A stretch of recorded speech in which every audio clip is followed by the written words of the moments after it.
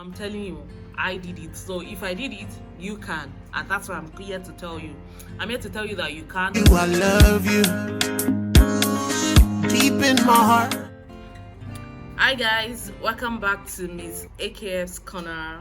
It's another sit down video in the year 2023. If you've not seen my sit down video where I talked about 2023 goals, please go check it out. To my returning subscribers, thank you for always coming back. I really appreciate your love, your comments and your likes. And also, if you are new here, welcome. My name is Kendi Chuku. I film about lifestyle, faith, food, and all that good stuff. Anyways, today I'm going to be talking about something very interesting, random, and of course I think it's going to bless one or two person out there. I am recently, a friend of mine called to say how did I do it, exclusive breastfeeding for 6 months, and especially as a busy mom, a working mom. And I know, I think it's not the first time I'm hearing those such questions. So I think it's about time I shared this on video so that more people or thousands of people who need this information gets it. All right, without further ado, let's jump right into it. Okay, quick disclaimer. I am not a pediatrician. I am not a nurse. I am not a doctor. Everything I'm going to be sharing in this video is based on my own personal experiences and research. So if you have counter opinion, kindly share in the comment section. I'll be happy to learn and also engage with you. All right guys, the essence of this video is not to put down any mom who is doing whatever they feel is right for their child and for themselves. All right, I'm just going to share this experience with people, this information with people who are willing, who wants to try this method which I tried. All right, so I gave birth to my son, and one thing I wanted to try out is exclusively breastfeeding him for 6 months, right? So I did not know how I was going to go about it. I remember having a chat with a friend of mine, and I told her that I am not sure I'll be able to do it, but let's see how it goes. And I'm proud of myself because it's something I really wanted to do, and I did it. So let me talk about it. My office gave me a 3-month leave. So what it means is at the end of 3 months I had to go back to work, and my son was still breastfeeding. I started seeking ways and medium where I can actually do this without contaminating the whole process and ensuring that it's still as healthy as he ought to. Because I think the next right thing to do, if you are not available to breastfeed your child, if you don't have somebody to ensure that the process is clean, you are likely to just leave it to formula and then breastfeed when you guys meet each other. I was really scared. I didn't know how to go, but thanks to God, I found somebody who was willing to step to determining whether you want to, in ensuring that this process is smooth, is to have somebody that you can trust to take care of your child. Whether a crèche that can accept breast milk, or a live-in nanny, or probably a family, or you get yourself a live-out help. Anyways, so this was what I did. When it was about time for me to go back to the office, I had to get a nanny. However, ahead of that, let me share my gist, the way it happened, so that you won't think that it was a perfect story. So I wasn't sure at the beginning whether I wanted a leave out, whether I wanted somebody to come into the house to take care of my son, or I wanted to take my child to a crèche. I think I was planning around someone, and all of a sudden it didn't work out. So I was left with the option of going for crèche or a leave out nanny. Anyways, to cut the long story very short, I decided to get a nanny because I wasn't sure whether I really wanted to breastfeed my child. I just the storage I had wasn't much. I didn't have a backup storage because I didn't know how to go about it, honestly. I thought I was just going to pump in the morning, pump in the evening, and then come back home I'm in a group called Pregnant and Free. It's by Tito. I joined it when I was pregnant, and as soon as I gave birth, they added me to the Mother and Free group. And that was where I started learning little things that I'm going to share with you today. Anyways, I did not pump, so I thought I was just going to, pump in the morning, breastfeed my child when we meet, in the evening pump and all. I thought that was how it works. I did not know that it's about demand and supply. But what it means is the more you need the breast milk, the more it comes. Long story short, I resumed work. I got I got a nanny who comes in the morning and then leave in the evening. And not forgetting that for the first 3 months of resumption,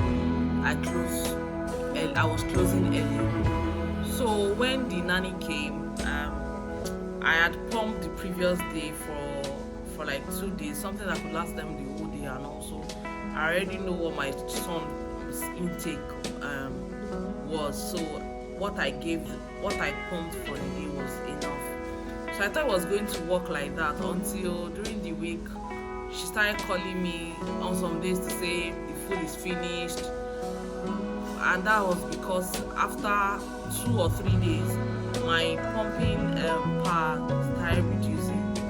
On the first day when I went to work, I was so heavy, so when I got back I was able to pump a lot, and I thought it was going to keep going like that. The next day, coming back from the office, I pumped. It was so little. I was getting scared, I was getting worried. I really want this child to do exclusive breastfeeding. I am not saying that is the only option, but this was what I really wanted. So when I did, I had to go on the group to ask, and I said, what can I do?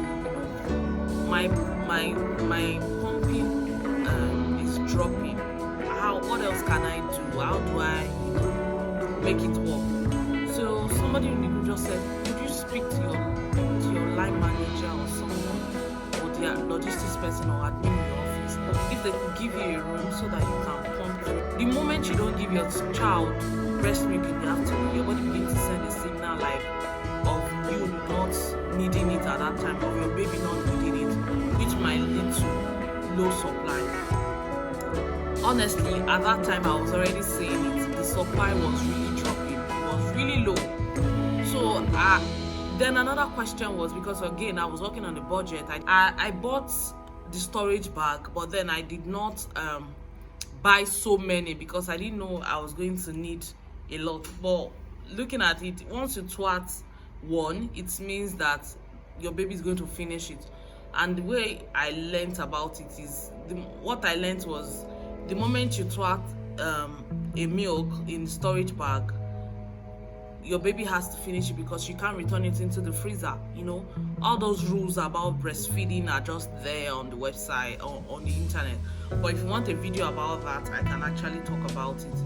Anyways, my demand was already dropping, and my supply was already dropping, so I knew that there was going to be a problem if I did not find a solution to it ASAP. So what I did later was so I asked on the group, apart from storage bags, what other thing can I use, for my baby, for storing of milk? And somebody said you don't have to use storage disposable bags. You can also make do with food jars. Wow, that was very thoughtful, and that was how it. In fact, so the next thing I did was to speak with my line manager to say, this is the situation. I'm still breastfeeding my child. Can I get somewhere? And I was given a room, right? So that was the beginning of the solution. So I got a room where I could pump during the day, and then keep in the fridge in the office, and then bring it back home in the evening. Anyways, because of the low supply that I was already going through due to the first 1 week that I was trying to maneuver and ensure that I eat, my supply had gone down. So I had to start taking a lot of oat milk, breastfeeding cookies, all those things. I started pumping myself with a lot of milk, and then increased my pumping I increased my pumping power, and that was how I got back on track. If you want to, so the three things that I think is core here is to be able to get a room. I already got myself a breast pump while I was shopping for my baby because I knew I was going to be pumping. I wanted to rest. That was even during the 3 months of my stay at home. That was not it. It was not in the plan to use it afterwards. But anyways, my Dr. Jim pump eventually worked for me for the whole 1 year, or I used it beyond 6 months. So let's say around 8 months, and nothing is wrong with it. If I'm going to use it again, it's still there. It worked perfectly for me. I bought the double breast pump so that my pumping, it will be very fast.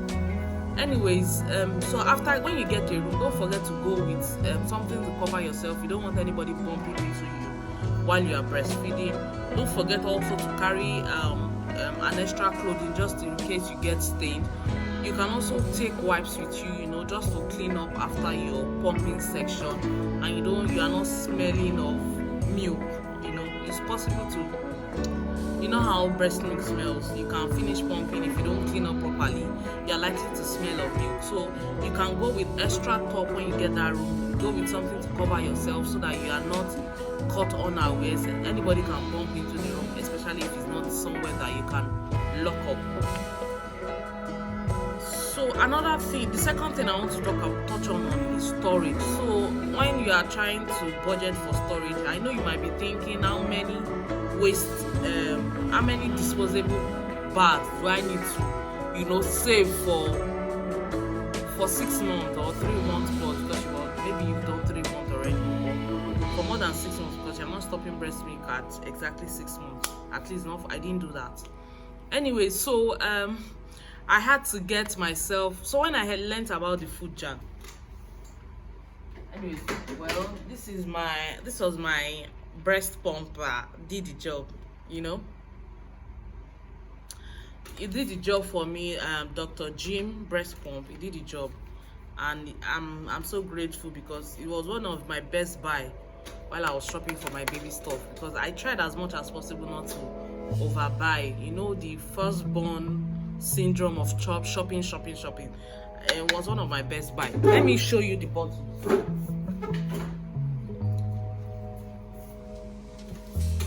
So for food jar, this is what I'm talking about. You don't necessarily have to use a disposable bag. If you can get, there are other small bottles. If I get a picture online, I can put on this shot that you can use. But if you can't buy that as well, you can make do with some of these food jars. The only thing with this jar is the moment you store in the freezer. So for instance, for me, when I pump in this, it's going to be what my son will take for the whole day. So what it means is it defroses gradually. I just bring it out, and that's what they are going to use all through the day. If they are going to need more, I pump in small bottles also, so that it will support. But they can't pick 2 jars in a day, because my son will eventually not be able to, eat everything. He's not going to be able to drink. My son is not going to be able at that time finish 2 of this in a day. I think as time goes on, as at 4 months, I think he was taking both. He was taking the 2, but my nanny was, she ensured that there was no waste. So they took it gradually, and it worked for them. So the only downside to this is you can't swat and then put back in the freezer. The downside to this is you can't swat the bottle and then return it to the freezer. No, it's not okay. So you're just going to defrost whatever is left here. You can't keep it back in the freezer. What it means, you're going to eventually throw it away. So if you can get other small bottles, food jars, that works perfectly as well, right? And this bottle, you can wash, you can sterilize them, nothing happens. I think I used it for 4 months and it's still standing strong, right?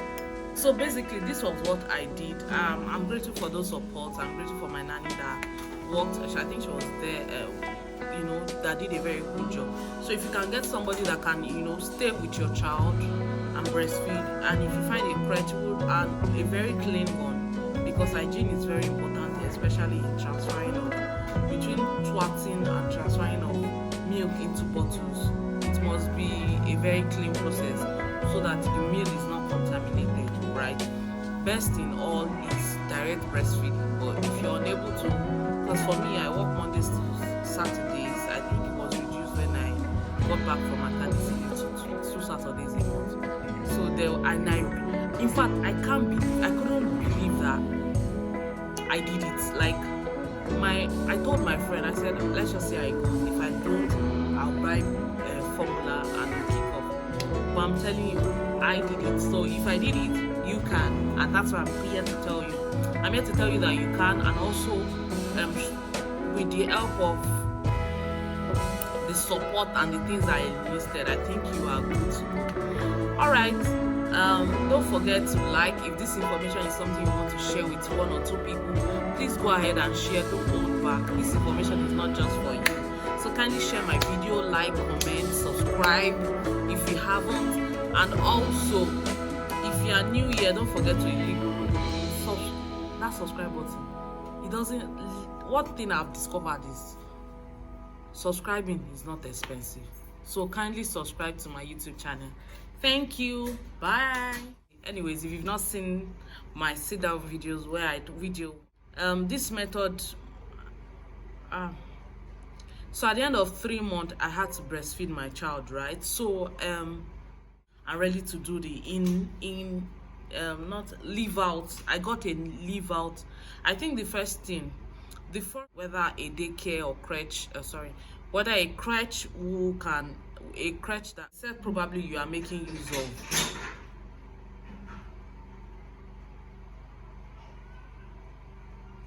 The